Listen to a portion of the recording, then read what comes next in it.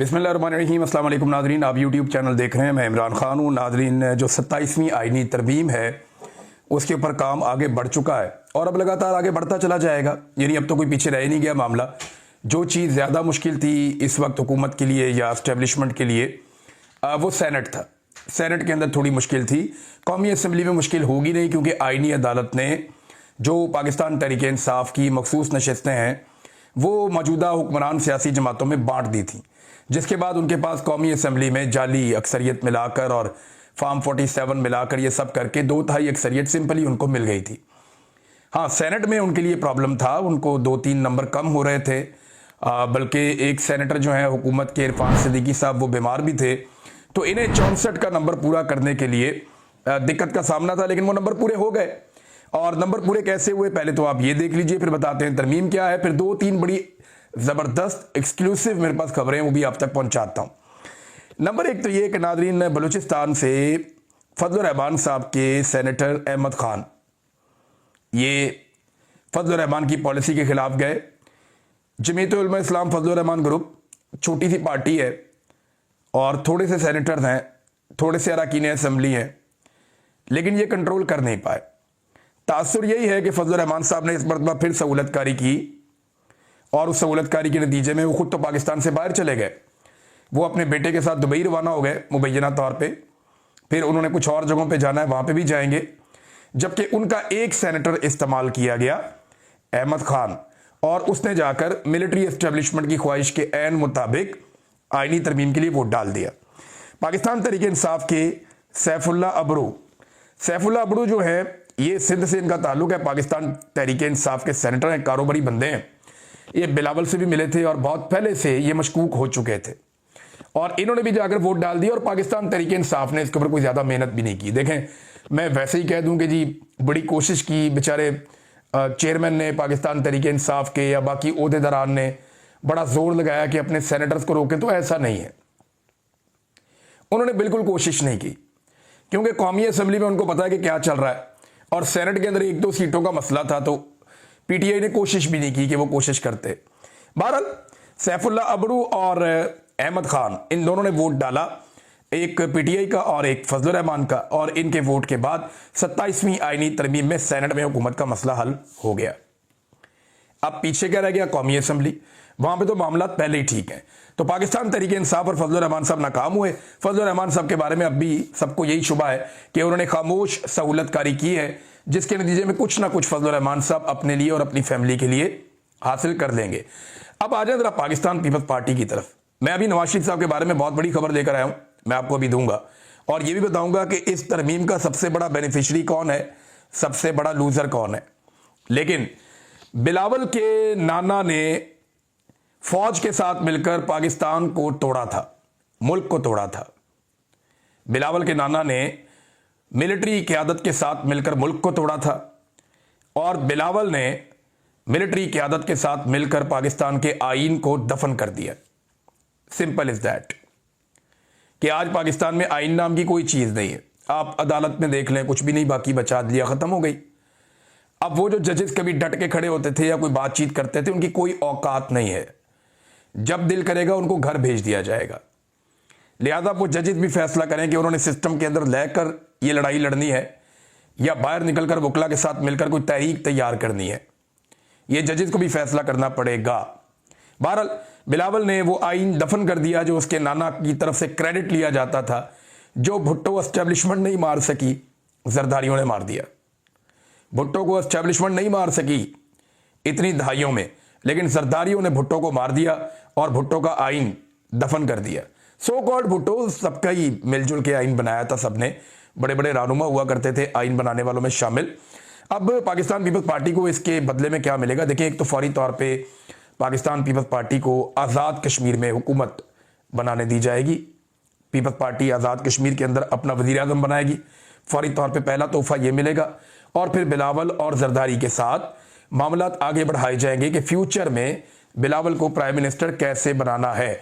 उसके लिए जरदारी खानदान को कुछ और कुर्बानियां देनी पड़ेंगी, और वो आने वाले दिनों में आप कुर्बानियां देख लेंगे।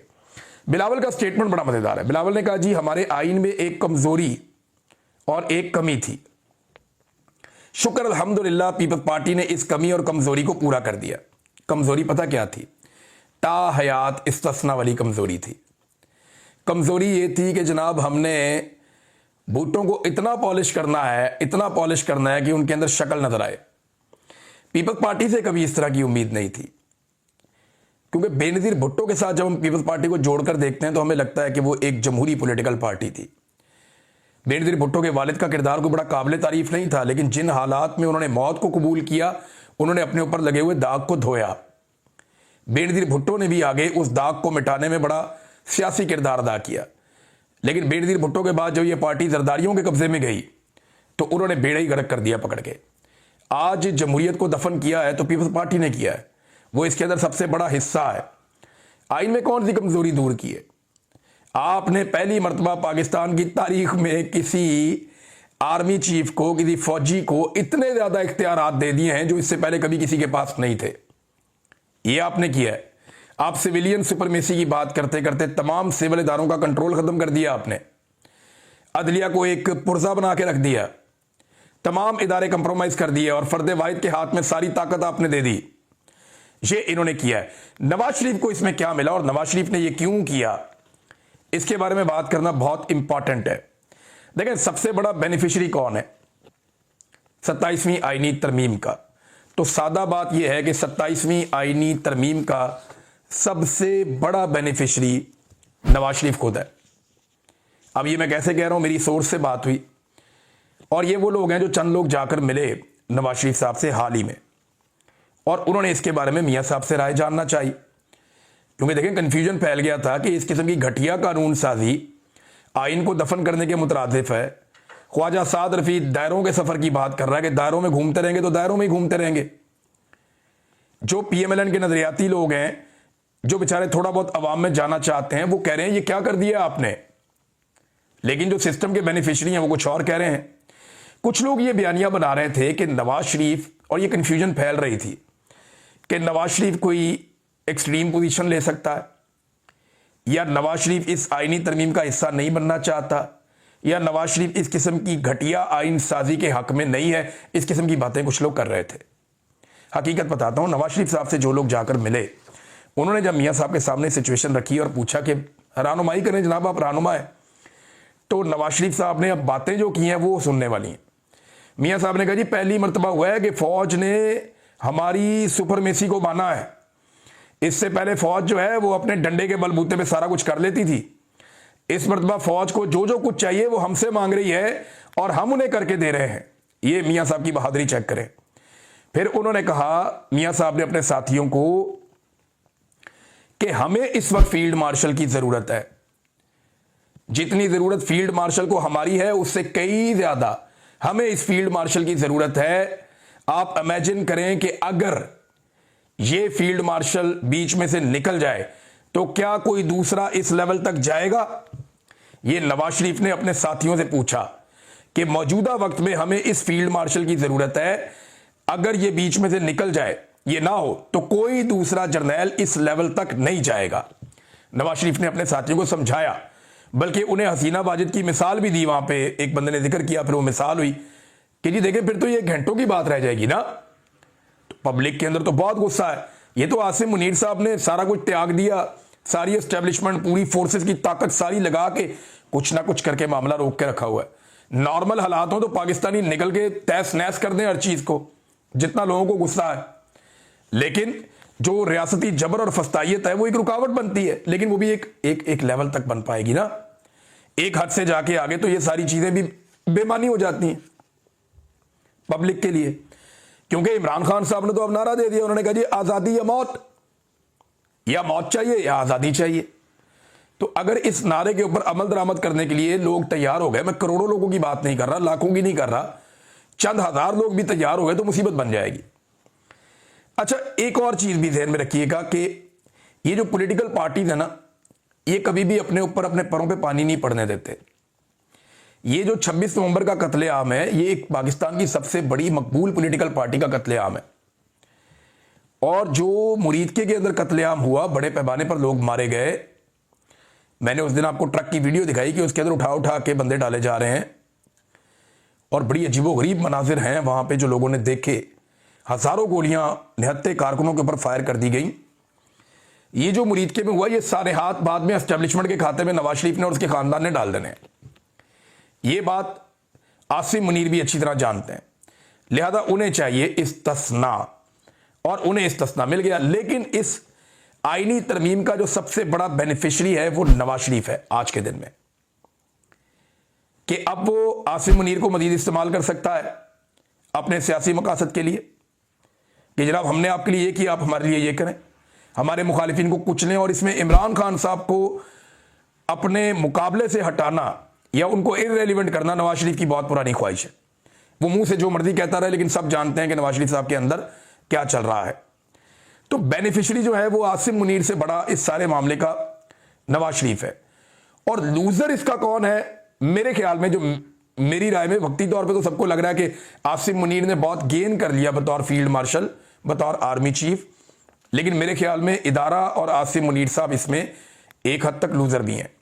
मैं मिसाल के तौर पे आपके सामने कुछ चीजें रखता हूं। नंबर 1, ये ताहयात ओहदा मिल गया, ताहयात मुराद मिल गई, लेकिन एक चीज हो गई कि फौज की सियासी मुदाखलत और इख्तियारात के हुसूल की इनकी ख्वाहिश ये बहुत खुलकर सामने आ गई है। ये भी एक प्रॉब्लम है। नंबर 2, इस्तिस्ना मिल गया कि आइन तोड़ें, कानून तोड़ें, कुछ भी करें, इनके ऊपर केस नहीं हो सकता, ये जो मर्जी करें, 2 नंबरी करें, ताहयात इस्तिस्ना कुछ हो नहीं सकता, कुछ कहा नहीं जाएगा। तो ये एक कमजोरी जाहिर हो गई इस ओहदे पे बैठी हुई शख्सियत की। ये भी इदारे के लिए और शख्सियत के लिए या आसिम मुनीर के लिए अच्छी बात नहीं है। नंबर 3, मुकम्मल कंट्रोल इदारे पर और मुल्क पर आसिम मुनीर के हाथ में आ गया। देखिए, इदारे के लिए ना इस इमेज के चीफ के साथ या इस बोझ को उठा के चलना ये इतना आसान नहीं होगा, ये मुश्किल होगा। हमेशा एक रिस्क फैक्टर होता है, क्योंकि फौजी दिलेर होता है, नॉर्मली यही कहा जाता है। एक जर्नैल के पास क्या होता है, उसके पास क्या होता है, यानी एक फैमिली के अंदर अगर एक बंदा फौजी है तो लोग समझते हैं कि ये ज्यादा दलेर है, ज्यादा बेहतर है, यार फौजी बंदा है यार, ऐसे लोग कहते हैं। जो बंदा जरा दलेर होता है, बहादुर होता है, कहते हैं फौजी है यार, फौजी बंदा है यार, दलेर आदमी है। तो ये उनके नाम के साथ जुड़ता है, जर्नैलों के नाम के साथ खास तौर पे। तो पाकिस्तान की तारीख का ये बासर तरीन जर्नैल तो बन गया, लेकिन सेम टाइम में पाकिस्तान की तारीख के एक बुज़दिल तरीन जर्नैल का टैग भी इनके ऊपर लगा दिया गया। और लगाया ये आईनी तरमीम ने, हमने तो नहीं लगाया। कि यार इन्हें डर लग रहा है कि इनके ऊपर कोई केस ना हो जाए, इन्हें डर लग रहा है कि इन्हें कोई रात जेल में ना गुजारनी पड़े, इन्हें डर लग रहा है कि कोई इन्हें कोई बात पूछ ना सके, कोई इनके ऊपर कोई कार्रवाई ना कर सके। अब मेरे पास जो इंफॉर्मेशन है, उस इंफॉर्मेशन के मुताबिक होगा क्या, दावा यह किया जा रहा है कि आसिम मुनीर साहब 2027 तक रहेंगे और 2027 में वो रिटायर हो जाएंगे और अगले आर्मी चीफ पे उससे पहले बहुत काम हो चुका होगा। रिटायरमेंट के बाद आसिम मुनीर साहब चले जाएंगे, मुबैना तौर पे जो मेरा सोर्स कह रहा है, ये जाएंगे राहील शरीफ की जगह पे और ये सऊदी अरब में जाके सर्व करेंगे। गजा के मामलात, सऊदी अरब के मामलात, यमन के मामलात, वो इस रीजन की जो फोर्स है उसमें पाकिस्तान का शेयर बढ़ाते हुए वो वहां पे जाके अपनी खिदमत सर अंजाम देंगे। और इसके लिए उन्हें वन टाइम अप्रूवल चाहिए होगी मौजूदा हुकूमत से, वो उन्हें मिल गई और वो चले गए, जैसे राहील शरीफ चले गए थे। अब पाकिस्तान के अंदर आप उनके ऊपर जितने मर्जी बाद में मुकदमात बनाते रहे, जिसकी मर्जी बाद में हुकूमत आती रहे, जो मर्जी बाद में आर्मी चीफ आता रहे, आसिम मुनीर को कोई कुछ नहीं कह सकेगा, क्योंकि उनके पास क्या है, इस्तिस्ना है और ताहयात उनके पास मुराद हैं, यूनिफॉर्म है, वो पहन के आ सकते हैं इवेंट्स के अंदर। लिहाजा ये सारा खेल इस तरीके से पोर्ट्रे किया गया है। अब देखिए, हो सकता है कि वक्त के साथ साथ चीजें तब्दील होती हैं ना, तो प्लानिंग भी तब्दील होती है कि ये वाला काम करना था, इससे बेहतर ये मिल गया, ये कर देते हैं, या ये वाला काम करना था, अब नहीं हो सकता, फिलहाल छोड़ देते हैं। तो ये वक्त के साथ साथ होता है, इंसान प्लानिंग बहुत लंबी करता है, वो सामान 100 बरस का और पल की खबर नहीं, ये बात भी सच है। अब 2 चीजें आसिम मुनीर साहब के लिए बड़ी दिक्कत पैदा कर चुकी हैं। इमरान खान ने एक बहुत बड़ा मसला आसिम मुनीर साहब के लिए खड़ा कर दिया और दूसरा इस आईनी तरमीम ने आसिम मुनीर के साथ बहुत बड़ा मसला खड़ा कर दिया। एक, जो इमरान खान साहब ने उन्हें ज़हनी मरीज कहा है, उन्हें इस इमेज से जान छुड़ानी पड़ेगी। देखिए, इमरान खान ने कहा, वो पाकिस्तान का सबसे मकबूल आदमी है, इमरान खान ने शहबाज शरीफ को अर्दली कहा, वो उस दिन से अर्दली लगता, सब मुझे हर आदमी कहता है कि यार हमें लगता ही बिल्कुल सही कहा है, लोग बिलीव कर लेते हैं। तो आसिम मुनीर साहब को एक तो जान छुड़ानी पड़ेगी इस तासुर से, इसको खत्म करना पड़ेगा कि वो ज़हनी मरीज हैं। और ये कैसे करेंगे, क्योंकि इमरान खान ने कह दिया है तो इसके ऊपर उन्हें मेहनत करनी पड़ेगी, पता नहीं क्या करना पड़ेगा, कैसे करेंगे। बहरहाल अब लोग बड़े गौर से उनको देखेंगे और एक एक चीज के ऊपर उंगली भी उठाएंगे। ये वो भी जानते हैं, हम भी जानते हैं, सब जानते हैं। तो एक तो मुसीबत ये पड़ गई है कि इमरान खान साहब ने कह दिया ज़हनी मरीज हैं, तो ये चीजें परेशान करती रहेंगी। नंबर 2, ये जो आईनी तरमीम है, इसके जरिए से जो पॉलिटिकल एलीट है उन्होंने बड़ी चालाकी के साथ आसिम मुनीर साहब के ऊपर ठप्पा लगा दिया है कि वो एक बुज़दिल आदमी है।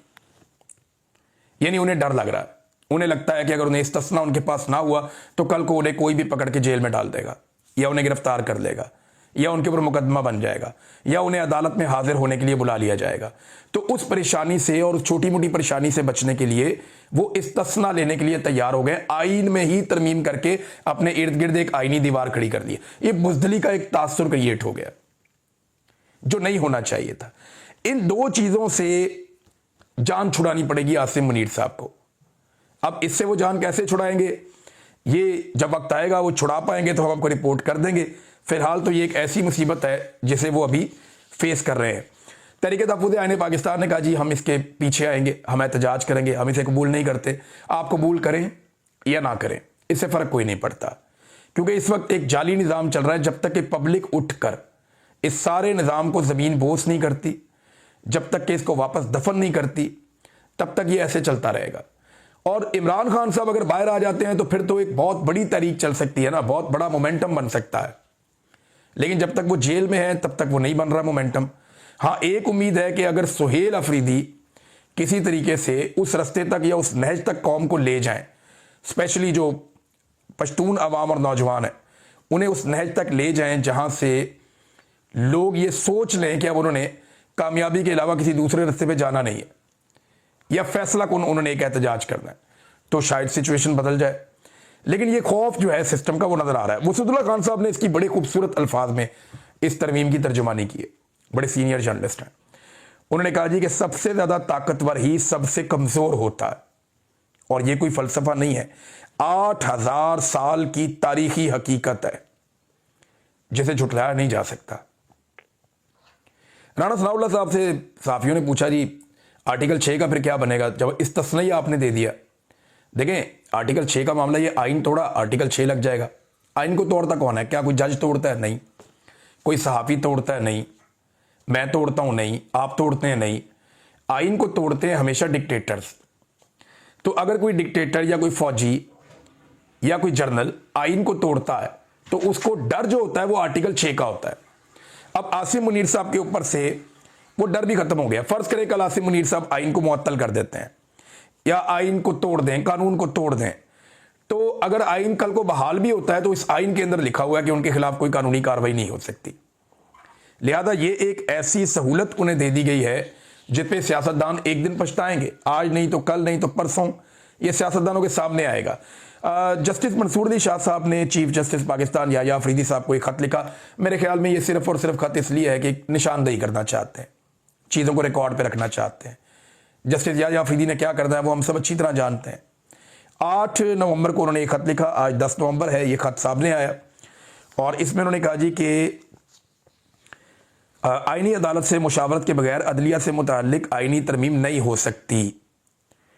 और साथ उन्होंने ये भी लिखा, एक कंट्रोल्ड आईनी अदालत वक्ती सियासी मफादात की तकमील तो कर सकती है, यानी इतना तो कर सकती है, मगर ये जमहूरी रियासत को मुस्तकिल नुकसान पहुंचाएगी।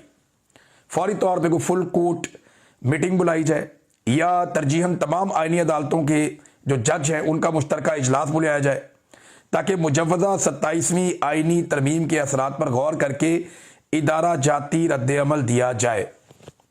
ये मंसूर अली शाह साहब ने ख़त लिख दिया नाज़रीन चीफ जस्टिस ऑफ पाकिस्तान को, लेकिन उसका फ़र्क कोई नहीं पड़ेगा, उसका फ़ायदा कोई नहीं है, क्योंकि सिर्फ उन्होंने रिकॉर्ड के ऊपर रखा है। जजों को और वकला को अब फैसला करना पड़ेगा, सहाफ़ियों को भी करना पड़ेगा। अब हर आवाज़ कुचल दी जाएगी। आप ये नवंबर का महीना गुजरने दें, दिसंबर के महीने में आप एक नया और अजीबोगरीब किस्म का पाकिस्तान देखेंगे। उसके अंदर ये चीज़ों को किसी और नहज पे ले जाएंगे।